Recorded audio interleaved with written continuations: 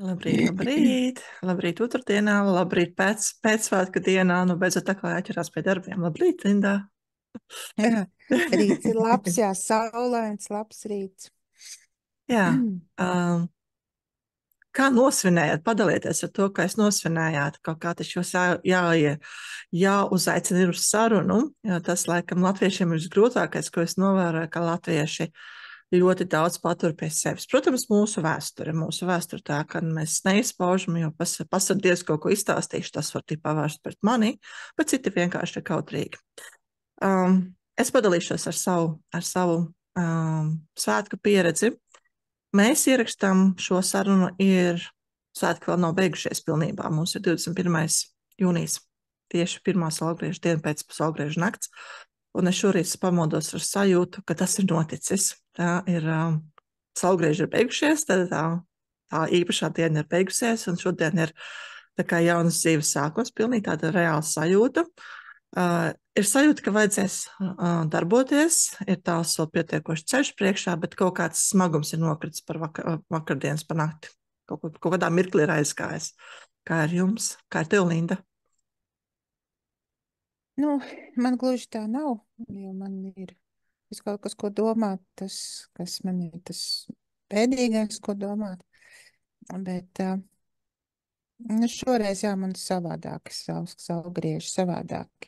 Parasti es viņus gaidīju ar lielu prieku. Nu, kā vienmēr, vispār jau es visus saulgriežus un saulstāvjus gaidu ar lielu prieku, bet šie, nu, nebija man tie. Nu, katra reize jau arī par to jau arī nav jāskumst. Nu, arī tikpat labi, kā tad, kad nekas slikts nav noticis, tu vari justies tā, ka tu nevēlies ne priecāties, nekur iet, ne, nu, nu jā, nu, grūti man saprast, kā es šobrīd jūtos. Tā kaut kur starp debesīm un zemi. Tā es jūtos. Tā arī var gadīties, un tas pieder pie cilvēka pieredzes, diemžēl. Mhm. Jā.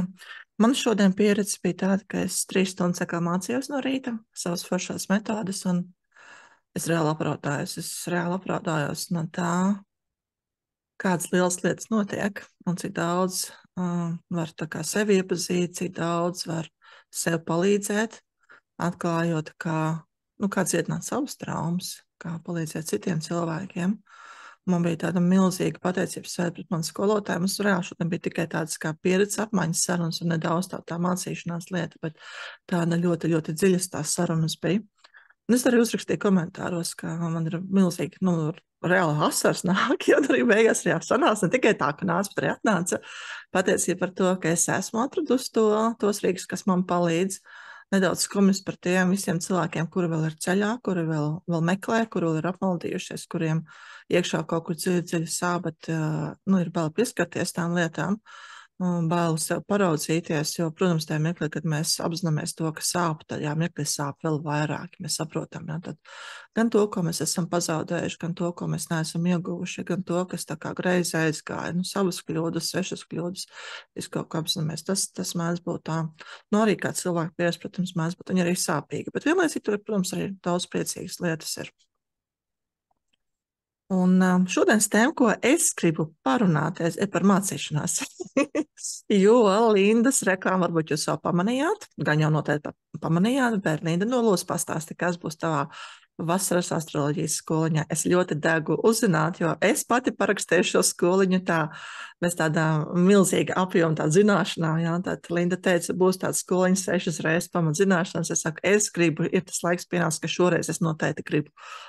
Bet kas tur būs? Nu, pirmkārt, jau drusku būs jāmācās, jā, nebūs tikai jautra parunāšanās, jauka, mīļa un sirsnīgas sarunas, bet, nu, pārsvarā tomēr būs jauks, mīļas un sirsnīgas sarunas. Drusciņi būs toni uzdos, tātad tas, kā būs, kaut kas būs jāpalasa, lai iepazītos, nu, tā kā profiņiem to māca, nu, un tad uz šīs te bāzes tad arī būvēsim tālāk visu to pārējo stāstu. Nu, kā jau es minēju tajā savā pieteikumā, ka pārsvarā tā būs tāda karmas izzināšana, no kurienes tad karmai konkrēti katram cilvēkam aug kājas un kā šo te karmu, nu, teiksim tā, mēs viņu mācīsimies diagnosticēt. Tas nozīmē, ka pēc tam cilvēks varēs arī, nu, ne tikai pats sev, bet arī saviem ģimenes locekļiem Un tiem cilvēkiem, nu, kuriem tu vēlies palūkoties, tad arī tur varēs tās iezīmēt un saprast, kā tas veidojās. Nu, manuprāt, tas jau pats interesantākais, jo visur par to apkārt runā, tas ir tāds kaut kas mistisks, izstiepts, kaut kāds tāds, zini, tā kā slaims, jā. Un tu nezini, kas tas tāds ir, un ieliec viņu burciņā, viņš ieņem formu, nosvied uz grīdas, viņš ieņem formu, jā. Nu, lūk, par šo, nu, un tad tāds, protams, kas sievietēm vienmēr interesējušas ir partnerattiecību tēma, un šī te, nu, nosauksim viņu nevis par līkni, nosauksim viņu par vektoru, kāpēc sievietes izvēlās vai neizvēlās konkrēto partneri, vai kāpēc viņām patīk tādi vai šādi vīrieši, nu, principā pretējais dzimums tātad, nu, un neobligāti ne tikai, jā. Un šī tēma, nu tad nākamā tēma noteikti tiks apskatīta, tas ir naudas karma, ja, tad kāda, kuram ir, un kāds ir šis potenciāls. Un visbiežāk ir tā, kad mēs mācāmies astroloģiju, nu tie, kas profiņi mācās un ilgi mācās, tad tie ir tādi pārsteigumi par naudu, kad izrādās tas potenciāls ir absolūti pilnīgi cits, un atkal, nu, iebraucot tavā tēmā, kad šie ticējumi, ja, tad kā šie ticējumi bojā, patiesībā cilvēks jau pats sev bojā naudas karmu, jo viņš nemaz nezina, ka viņam ir tāds potenciāls, jo viņš neiedomājas, ka viņš varētu darīt ne to, ko viņš dara, darīt kaut ko absolūti citu un būt pilnīgi un absolūti laimīgs savā naudas upē peldēties. Un tas ir būtisks jautājums, ko mēs apskatīsim. Nu, un tad par šīm te dziļajām lietām, kas ir tā saucamās mūsu galvenās pamatvajadzības, pēc kurām mēs kustamies, mostamies, guļam, ēdam. Viss šis ritms, tas, nu, uz kā vispār būvējās, ja tā cilvēks, uz kā viņš būvēs. Mēs zinām, ka mēs sastāvam no ūdens 80%, mēs tā kā tāds kotletis esam, ja. Tad, tad es arī parādīšu, kas tajā kotletē iekšā dzīvo, ja tātad, kas kotletē galvā. Nu, lūk. Nu, un tad, protams, es atbildēšu uz absolūti uz visiem jautājumiem. Loģiski, ka tas laiks, kas Zuma nodarbībām ir paredzēts, un tās ir apmēram 2 stundas, bet loģiski, ka neviens netiks raidīts prom, ja gribēsies 2,5 un vairāk stundas, jo es jau apmēram iedomājos, ka tāds arī varētu būt, ka cilvēki, kuriem interesē astroloģija un interesē nu, tāda sevis meklējuma, ja, tāda, ka te varētu vērties vaļā faili jauni, un līdz ar to, kas zina, varbūt vajadzēs papildus 6 nodarbības, mēs to nezinām. Tāpēc arī tas ir tāds kolosāls brīvs formāts, kurā vienkārši darboties, būt klātesošam, un, protams, ka ar šo te iespēju pēc tam visu pārskatīt, noskatīt, ja kaut kas nav saprasts, tad to tur vēl izķīķerēt, kas kā, nu, kas pēc kā, kur nāk un kāpēc kā, jo tas jau tā privilēģija Zoomam, un arī tas, ka forši tas, ka var dalīties, teiksim, es varu dalīties ar ekrānu, un ar to arī parādīt visādas astrologu fiškas, ja nu tā.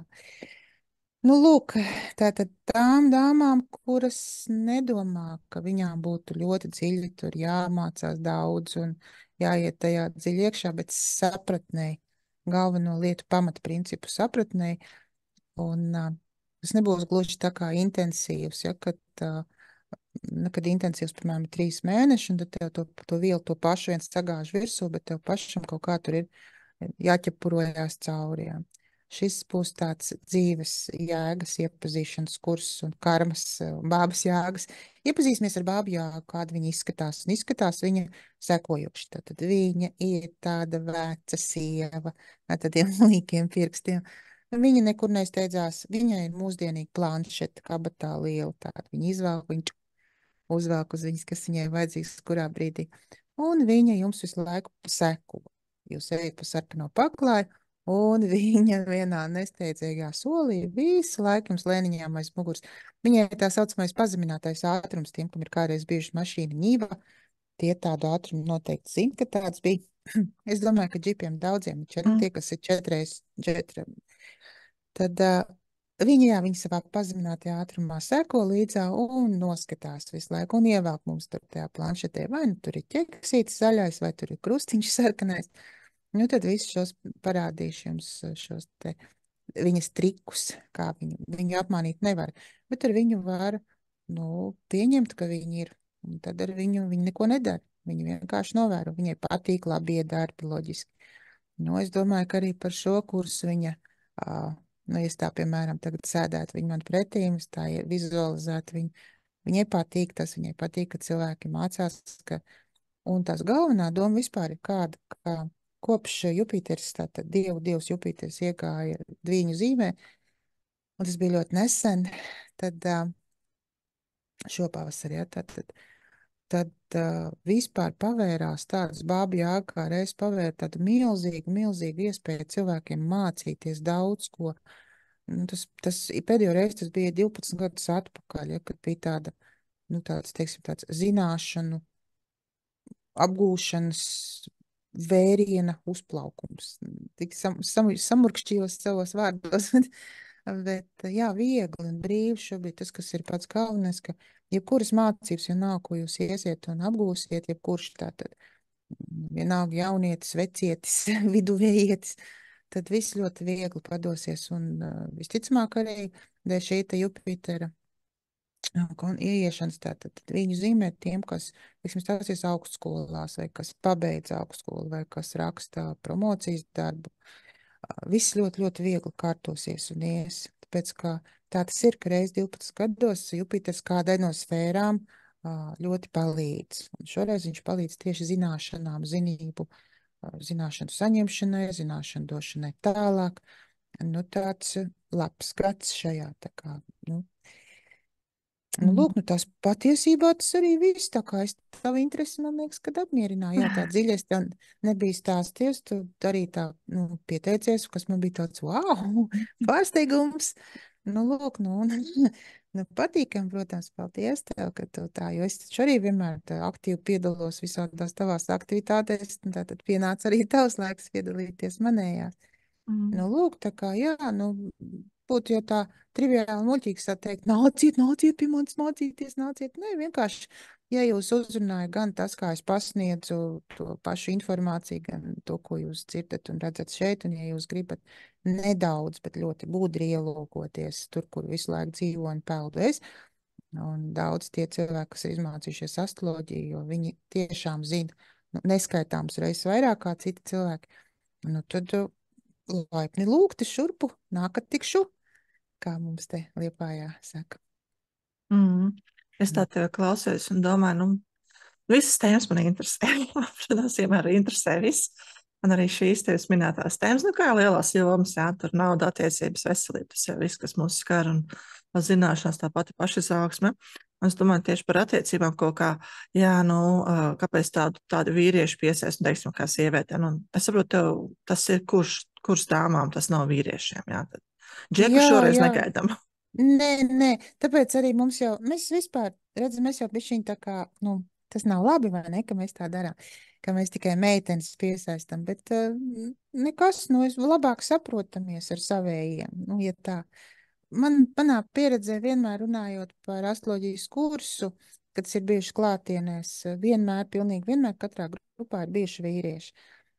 Varbūt kāds, jā, īsāku laiku izturējis ir, kas ir bijuši, protams, gājuši līdz pašam galam. Ir bijis, ka ir pat 2, ne tikai 1. Bet, kā tas tāda veiksme patiesībā, kad vīrieši piedalās, jo tad sievietes ļoti savācās. Bet šobrīd, kad ir online skola, ko es uzsāku, un rudenī, gan ziemā, tur puiši nav pieteikušies bijuši, tad vīrieši mums tur nav.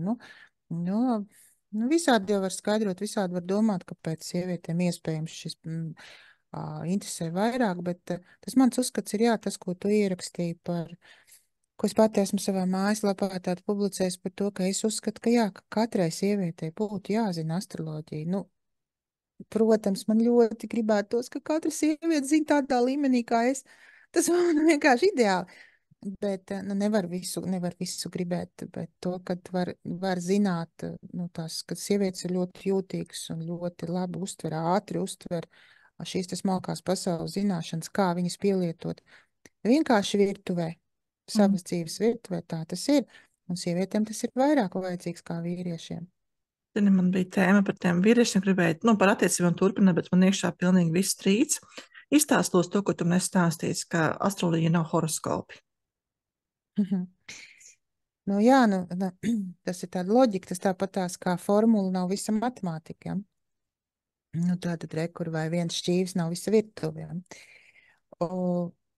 Nu, tātad iedomājamies, jūs katrs zinat, ka jūs tātad esat dzimis kaut kādā zvaigznājā. Tātad jūs to saucat par horoskopu, un jūs lasat tos visus horoskopus, katrs savējo lasa. Nu, un izlasa, protams, tur vēl vīram, bērnam, draugam, nu, kam priekšniekam, kas lasa, ja kāda būs diena. Nu, tie vispār ir tā, nu, tas ir vienkārši tāda viegli izklēdējoša, nu, nezinu, dienas deva, ja kādam viņa ir vajadzīga un uzmundrina, tad kāpēc viņu nepaņemt? Bet, tad, kad jūs piedzimstat, tad viss horoskops taču ir jūsu horoskops. Tad visas 12 zīmes. Un to es aplī. Tāpēc to vēl sauc par sansāras ratu, ja tas ir tas sansāras rats slavenais. Un, nu kā tu vari izdalīt vienu picas gabalu, ja tu esi visa pica? Vai tu esi ābols un tu gribi no ābols būt viens kaut kāds izurptais, tas, nu, kad ir urpto, kad grib izņemt serdi laukā priekš nu, kad kompotā liekiem. Tu esi viss ābols, tu esi viss tomāts, tu esi ar visām sēkliņām, vienalga, kas tu esi, tad tu esi viss vesels. Un tāpēc nav tādu atsevišķu horoskopu vienai zīmei. Ir vienkārši saules atrašanās tajā zīmē, un saule ir jūsu griba un jūsu sirds. Ir pārējās 9 tātad planētas, no kurām kopā tad 7 ir sociālās un 3 ir nu, augstās planētas, jeb transpersonālās, jeb vēl smalkāk transcendentālās, kas ir atklātas pagājušā gadsimta 30. gados, un pirms tam tāda astroloģija sastāvēja no 7 planētām. Vienalga, vai tas ir klasiskajā rietuma astroloģijā vai austruma astroloģijā, tad vēdiskajā astroloģijā tāds vienkārši ir. Nu, un tad, kad attīstījās zinātne, attīstījās astronomija, tad tika pievienojās šīs 3 augstās planētas, kuras joprojām tiek pētītas. Un sanāk, pilnīgi katram cilvēkam viņas visas 10 horoskopā ir, un viņas visas 10 ir katra kaut kur savā vietā. Un viena saulīte tur tā kā bišķiņ nobāla pret, noveļās, ja, pret pārējām 9, kurām arī ir milzīgs spēks un milzīga ietekme.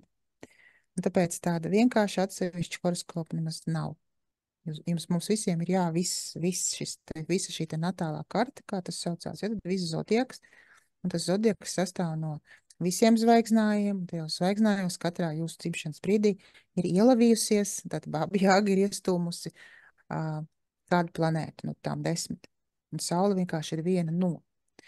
Un tāpēc tas nav nekas šokējošs, bet no otras puses pati šī teorija radīta ir apmēram 50. gados Amerikā. Un radusies ļoti vienkārši, ka astrologs un žurnālists, bet izdevniecības vadītājs bija draugi, tie bija salīdzinoši jauni cilvēki, ap 30, un viņi abi gribēja nopelnīt. Tam, kuram bija izdevniecība, tam vajadzēja, lai viņam būtu interesanta tā New York Times, ja sleja būtu kādu. Viņš uzaicināja to astrologu un teica, nu, tev naudiņu vajag, tev reku būs pašam sava sleja, bet izdomā kaut ko interesantu. Ja tu rakstīsi tur tā, kā tu rakstu pa tiem horoskopiem, nevienam tas neinteresē. Un vienkārši šim ģeniālajam cilvēkam ienāca prātā, ka horoskopu var sadalīt picas šķēlēs, ka tur 12 sektori, tā kā, ja? Un tātad šajos, jo ir tā jau arī ir 12 sektori, kas ir sadalīti katrs pa 30 grādiem, kas kopā sastāv 360 grādus. Nu, lūk, un šis cilvēks vienkārši izdomāja, ka var rakstīt par katru zīmi atsevišķi, kas cilvēkiem momentā loģiski iepatikās, nu, un uzņēma apgriezienus jau 60. 70. gados Amerikā ļoti, nu, un tad vēlāk, protams, tas pārnāca arī uz pārējo pasauli, kā mēs zinām. Nu, lūk, tāds ir stāsts. Un tāpēc mēs esam pašas pilnības. Mēs neesam kaut kāda gabala no picas vai viena poga no krekla vai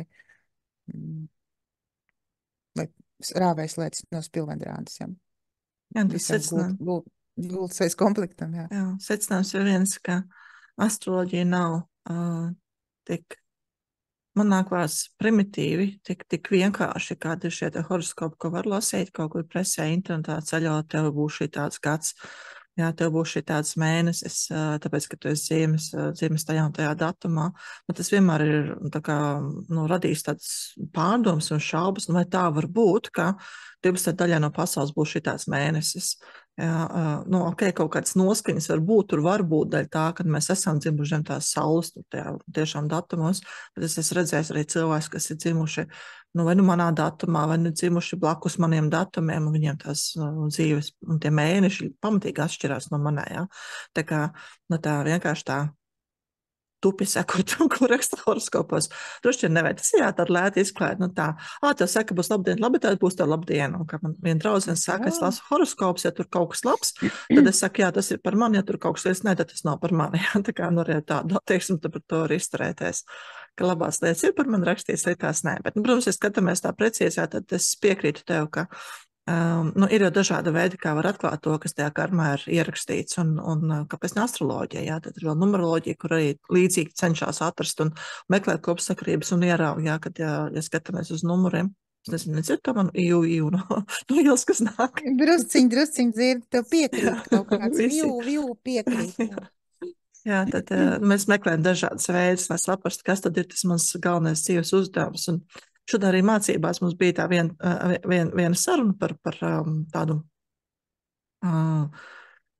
nu, kad mēs esam kā mazi bērni bijuši, piemēram, atstāti novārtā, vai mēs esam kļuvuši par vecākiem saviem vecākiem. Mums tam maziem bērnam izveidojas aizvainojums uz tiem vecākiem, un kāpēc viņi pret mani tik slikti izturēs, un kāpēc viņi tādu šie tā te, un kā man nav paveicies. Nu, tad mēs iekritam upura domāšanā. Un tad es dalījos to savu pieredzi, ka viens veids, kā es ceļu laukā sevi no šādām upura domāšanām, ir pajautāt sev, ja es pati šo mācību vai šo pieredzi izvēlējos, kāpēc es to varētu būt gribējusi izvēlēties, un tad kāds bija mans ieguvums. Un es pieļauju, ka tieši astroloģija vismaz kaut kādu daļu no šī jautājuma atbildes var iedot. Ja tad kas ir tā mana karma, kāpēc es esmu gribējusi gūt šādu te pieredzi, šādu te mācību? Nu, jā. Nu, redz, te jau tomēr ir stāsts, ka te būs, jā, tad ir jāiet dziļāk zināšanās. Jo es saprotu, kā vēl ir pa periodiem.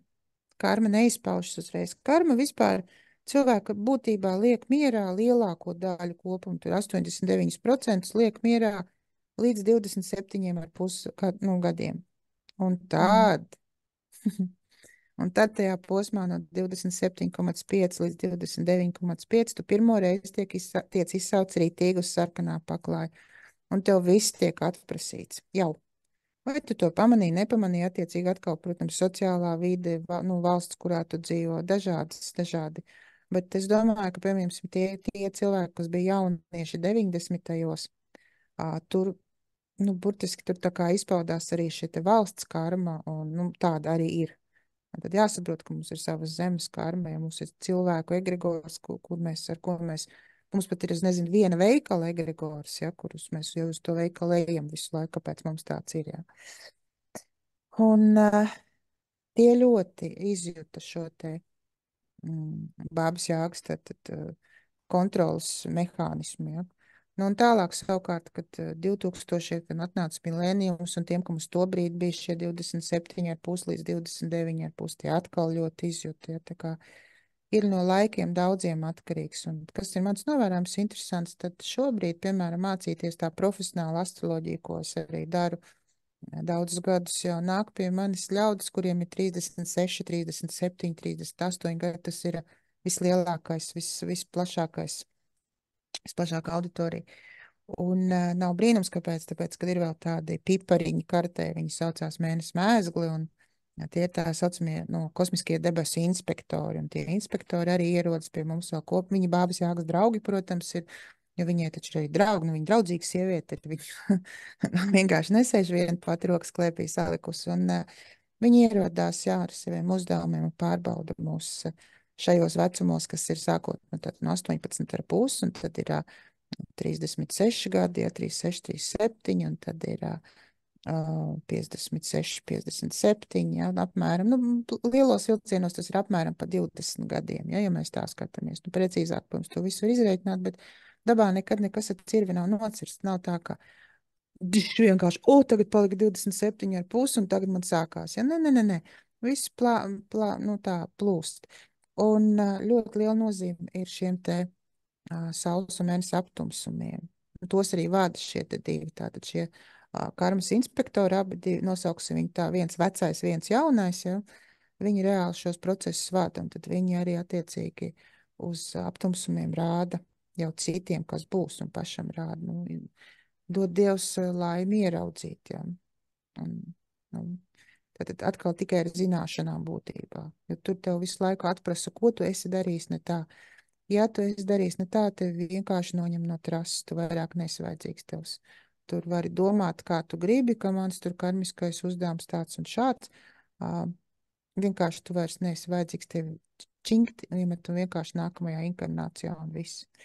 Ir daudz, jā, kurus vienkārši pabrīdina ļoti ļauni ar slimībām, briesmīgām, ar visu kaut ko. Ja, un ja tu nesaproti, nu tad tevi vienkārši delētiem, uzspiež pogu, bābi jāgus planšets, tink, uzspiež delētiem. Nu viss. Nu, tāda ir tā kosmiskā kārtība. Ja tā nav biedēšana, tas ir skaidrs, ka tad, kad tu dzīvo saskaņā, absolūtā saskaņā ar dabu un ar Dievu, nekas jau ar tevi īsti tāds notikt nevar. Nu, kosmiskie inspektori arī pret tevi izturās, protams, nu, nezinu, neitrālāk vai. Bet cik tad mums tas ir iespējams? Mums jau ir sistēma atkal cita. Mums bija viena sistēma, tad mums viņa kaut kādā haotiskā veidā nomainījās uz nākamo sistēmu, kura, manuprāt, pat īsti nemaz neienācās. Jo kapitālisms kā tāds, vai tad viņš Latvijā te ļoti bija, un tagad viņa atkal nav, un mēs vispār nevaram saprast, kas mums atkal ir. Ņemot vērā apstākļus, ja kādi ir izveidojušies, tad 22. gada 24. februārī. Ja.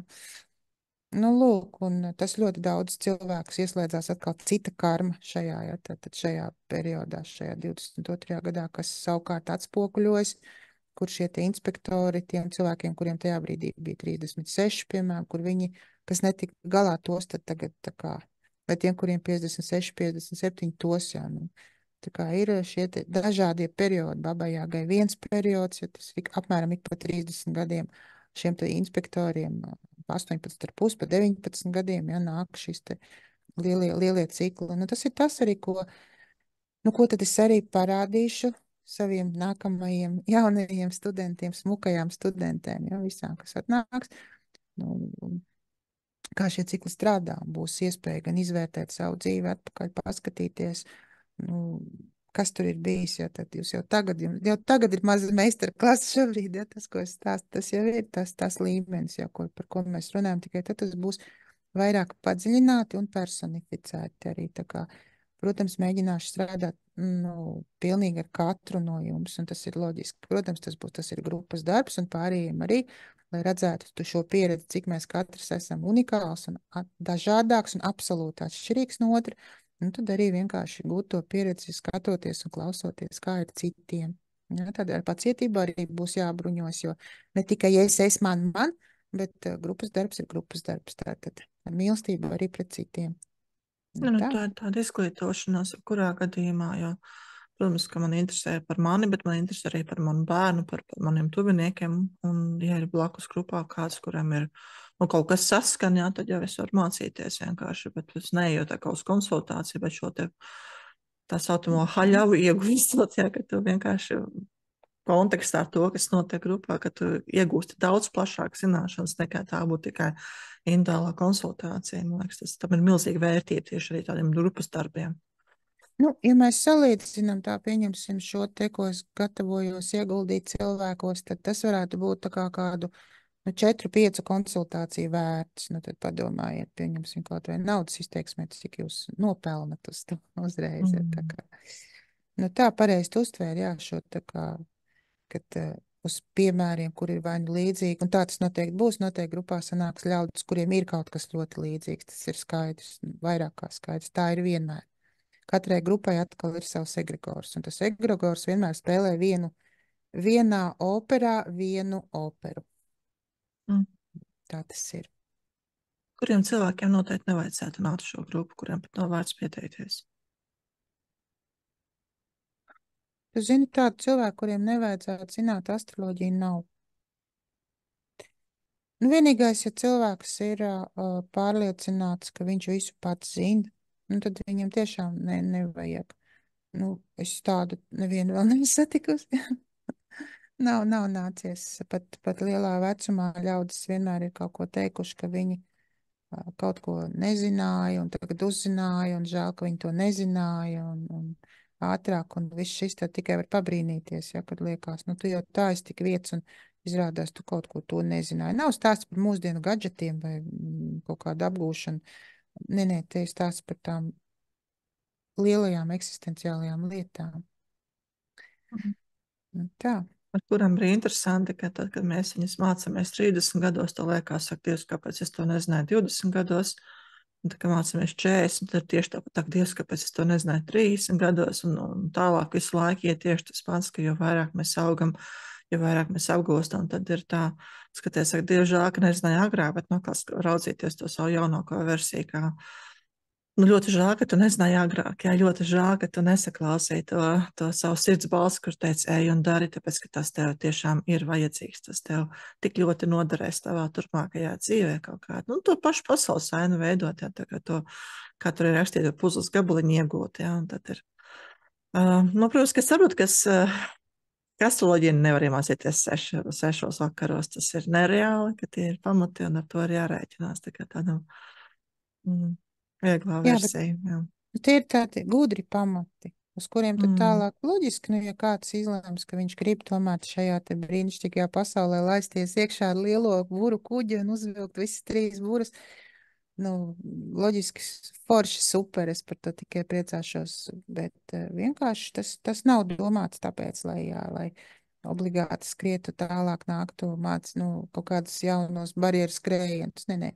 Tas ir vienkārši šim brīdim, un tad izmanto tālāk to tiešām visu dzīvi. Nu, tāds tas mans nodoms, jo astroloģija ir šīs, var kā jebkurai mācībai, ir šīs te savas platformas, uz kurām tie 3 vaļi, uz kuru viss balstās. Nu tad ņemsim ciet to lielo galdu ar tiem 3 vaļiem. Rāpsimies virsū uz viņam. Nu, tā.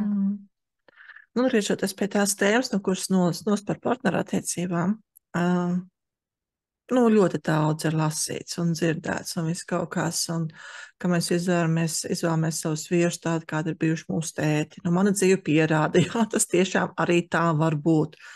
Un vienlaicīgi es saprotu, ka zinu, kāds būs nākošais, un ko varētu ieraudzīt, raugoties kaut astroloģiskajā kārtā, ar ko ir jārēķinās, ar ko ir nācies sastapties. Kādas zināšanas var izmantot, lai saulēcīgi sev pasargātu no kaut kādiem klupieniem, kritieniem, sāpīgajiem. Varbūt vēl kaut kas no tevis. Zini kā, nu, tā ir tāda liela, dziļa tēma, par to es varu runāt. Pirmkārt, man par šo tēmu ir vesels kurs apmēram 6 mēnešu garumā, nu tad iedomājies, cik var vispār par to vispār iemācīties, cik ir potenciāls šai tēmai, ja? Un tās ir, ja mēs stundās sarēķinam, ļoti, ļoti lielas stundas. Tu zini, tas arī ir pieņēmums un ticējums par šo tēvu. Tas ir tā kā bišķiņ neredzēt tālāk par savu degunu galu. Tāpēc, ka astroloģiskā karte absolūti, nu tās ir ļoti retas reizes, kad viņa paredz, ka tev būtu jāizvēlās tāds līdzīgs tipāšs vai, nu, kaut kādā mērā tipāšs, ja kaut kādās izteiksmēs savam tēvam. Tur absolūti par to vispār nekā nav. Tāpēc, ka tēva figūra ir tēva figūra, vīra figūra ir vīra figūra, un tie džeki, kur mums patīk, ir vēl pavisam cita figūra. Un vīriešiem tieši tāpat tad ir sievas figūra un sievietes figūra, kāda, nu, patīk, kas tās tādas ir, jā, un tās ļoti bieži var būt pilnīgi atšķirīgas personas. Tā kā par to, ka izvēlās tēvu, nu, zini, nu, tāpēc jau arī ir tā, redzi, ka tu pārstāvi jau jaunā laikmetā psiholoģiju un psihoterapiju, un tāpēc tur arī, nu, līdz tam vēl pašlaik nav aizgājuši, ja?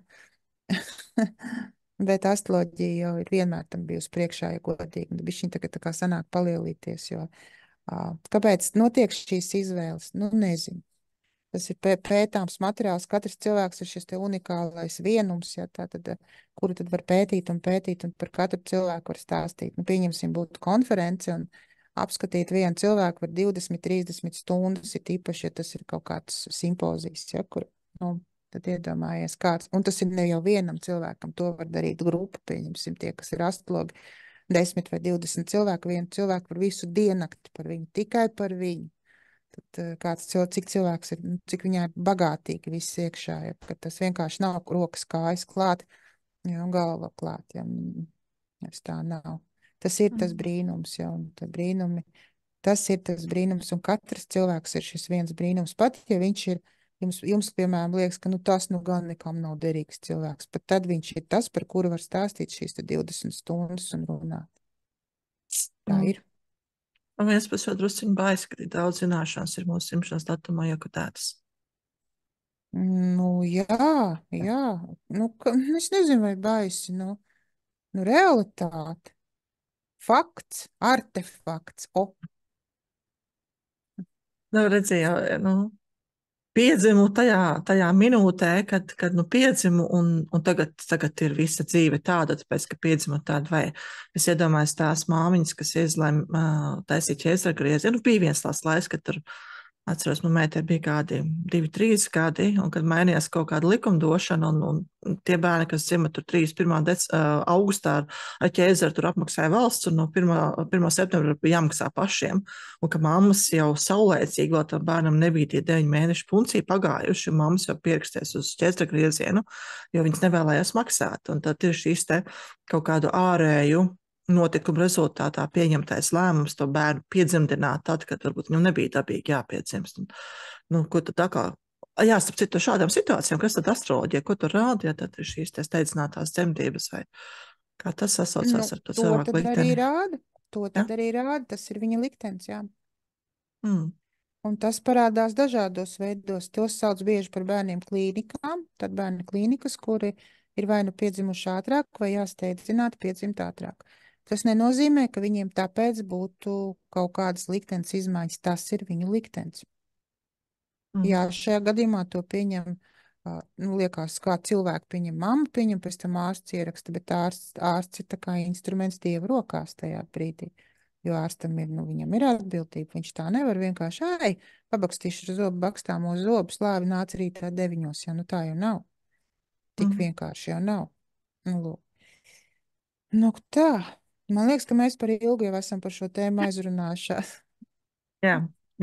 Es varētu vēl daudz un daudz jautāt, lai tu savu mazo meistarklasu nodot tagad. Jā, es jau to arī darīju, bet redz, ne jau par to nav jau noslēpums no cilvēkiem, vienkārši viņiem varbūt jau apnika, ko mēs ar tevi vāramies, un vai te nebeigs, un kad te beigs, un tā kā ir jābeidz. Jā, ja jūs tik ilgi noskatījāties ar šo domu, jānoskatās līdz beigām, tad kur ir tā mazā meitene vai mazais puisīts, kuram tika iedzīts, kā grāmata ir jāizlas līdz beigām, šķīvīts ir jāizēt viss, ja darbiņš obligāti ir jāpadara līdz galam, un tad jūs pat klausties, jums vairs nav interesanti, jums jau cita darba sauc, bet taču ir jāpabeidz, jo mamma lika, tā ir programma. Ja tas ir stāsts par jums, tad jānāk pie manis ārstēties. Nē, labi, tā jau arī pats var sev palīdzēt arī. Bet, protams, tās var būt traumas, jā, kas mums arī trauma rezultātā var attīstīties šāda izdzīvošanas stratēģija, kā tiešām padarīt darbu līdz galam, jo, ja es tur nepadarīšu, tas sāpēs tik ļoti, ka labāk tomēr padarīt un tos mazos bērniņus iekšā jau samieļot un ļaut viņiem tomēr būt radošiem un pašiem pieņemt lēmumus, kurā virzienā doties un kad paņemt sev pauzīti, un kad klausīties tā, kad neklausīties. Labi. Ko, atvedamies? Prieks par visiem tiem, kas noskatījās līdz beigām. Paldies jums! Atā! Tā, līdz nākošreizē!